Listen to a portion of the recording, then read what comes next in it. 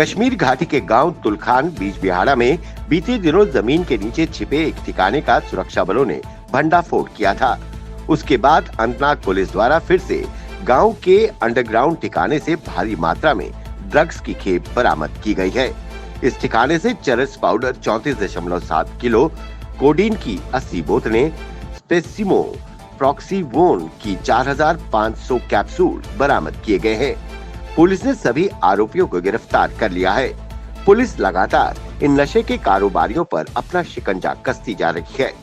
Police द्वारा जमीन खोदकर जेसीबी मशीन से ये नशे की खेप बरामद की। देश में कोरोना वायरस की स्थिति विकराल रूप लेती जा रही है। ऑक्सीजन ट्रेन एक्सप्रेस द्वारा सबसे ज्यादा प्रभावित राज्यों को जल्द से जल्द ऑक्सीजन की आपूर्ति के लिए प्रयास किए जा रहे हैं। वहीं यूटी जम्मू कश्मीर में ऑक्सीजन की कोई कमी नहीं है। सभी बड़े अस्पतालों, जिला अस्पताल समेत अन्य छोटे स्वास्थ्य केंद्रों में भी व्यापक तौर पर पूरे इंतजाम कर लिए गए हैं। वहीं इसी क्रम में जिला रियासी में जल्द ही ऑक्सीजन जनरेशन सर्विस शुरू कर दी जाएगी। एक अधिकारी ने जानकारी देते हुए बताया कि जिला अस्पताल रियासी में ऑक्सीजन जनरेशन प्लांट का काम लगभग मुकम्मल हो चुका है। इसे 30 अप्रैल तक शुरू करने की पूरी संभावना है। जम्मू कश्मीर में 18 साल से 45 साल की उम्र तक के लोगों को कोरोना वैक्सीन टीकाकरण के लिए आज से रजिस्ट्रेशन शुरू हो गई है। सभी को टीकाकरण के लिए अपने मोबाइल ऐप पर कोविन ऐप में पंजीकरण करना होगा। रजिस्ट्रेशन के बिना किसी को भी टीका नहीं लगाया जाएगा। वहीं मौके पर पहुंचकर अस्पताल जाकर लोगों का रजिस्ट्रेशन नहीं होगा।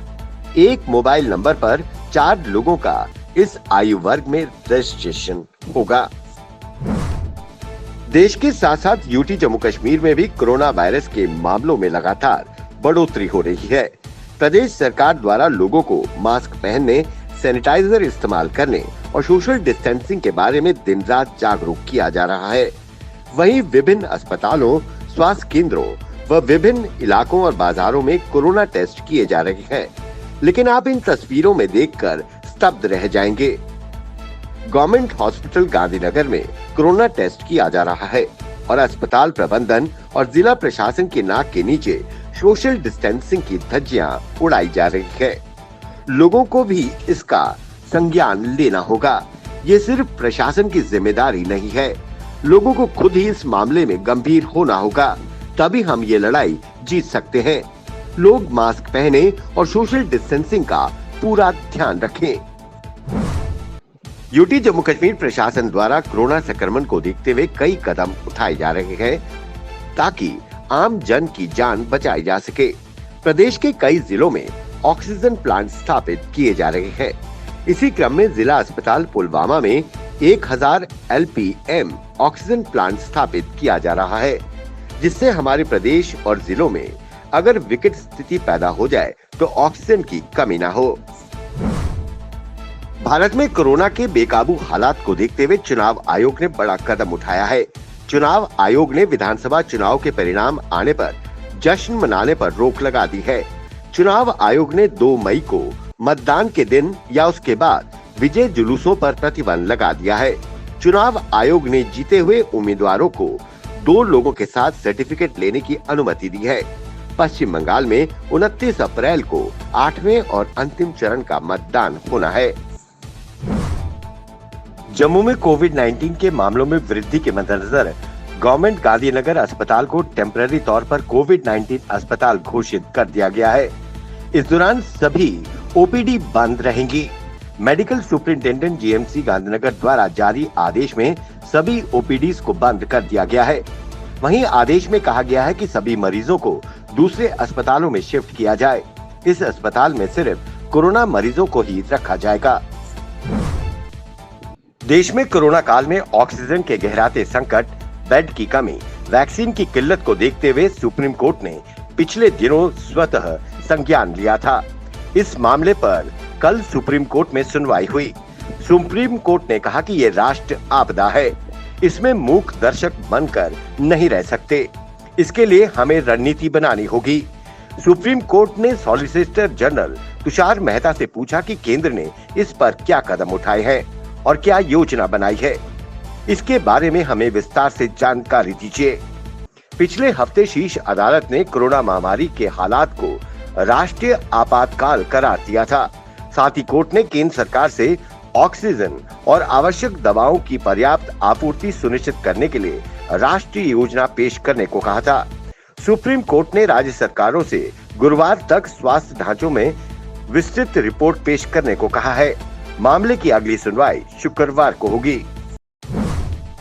जम्मू नगर निगम में कार्य कर रहे एनजीओ सफाई कर्मचारियों ने अपने वेतन को लेकर टाउन हॉल में निगम प्रशासन के खिलाफ नारेबाजी लगाकर विरोध प्रदर्शन किया। उन्होंने चेतावनी दी कि अगर हमें जल्द वेतन नहीं मिला तो हम हड़ताल पर चले जाएंगे। कोरोना महामारी के बीच ऐसी स्थिति अगर उत्पन्न होगी तो उसके जिम्मेदार नगर निगम ही होगा। उन्होंने कहा कि ठेकेदार और निगम प्रशासन हमें प्रताड़ित कर रहे हैं। बिना पैसे के हम परिवार नहीं चला सकते। कोरोना के बढ़ते मामलों को देखते हुए श्रीनगर जिला प्रशासन ने कमर कस ली है। जिला प्रशासन अलग अलग जगह कोविड केयर सेंटर स्थापित कर रहा है।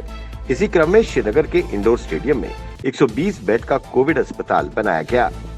वहीं इसी को लेकर श्रीनगर के डीसी मोहम्मद एजाज ने विभिन्न कोविड केयर आइसोलेशन सेंटर्स का दौरा कर मरीजों को दी जाने वाली सुविधाओं का जायजा लिया।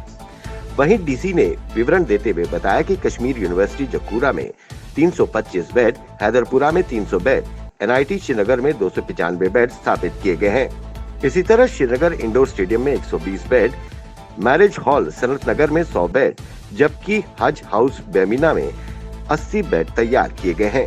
सभी बिस्तरों के साथ आवश्यक सामान उपलब्ध करा दिया गया है।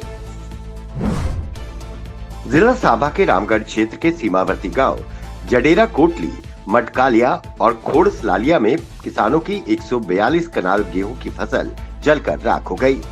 लोगों ने आरोप लगाया कि दमकल की गाड़ियां 2 घंटे के बाद पहुंची, तब तक सारी फसल जलकर राख हो गई। इस मौके पर रामगढ़ तहसीलदार Gopal Chand, Ramgarh police SHO Indrapal Singh, BDC chairman Darshan Singh मौके पर पहुंचे। वहीं सांबा एडीसी ने भी मौके का दौरा किया। किसानों ने फायर ब्रिगेड विभाग पर लापरवाही का आरोप लगाया है। आग लगने की घटना से किसानों की साल भर की मेहनत बर्बाद हो गई।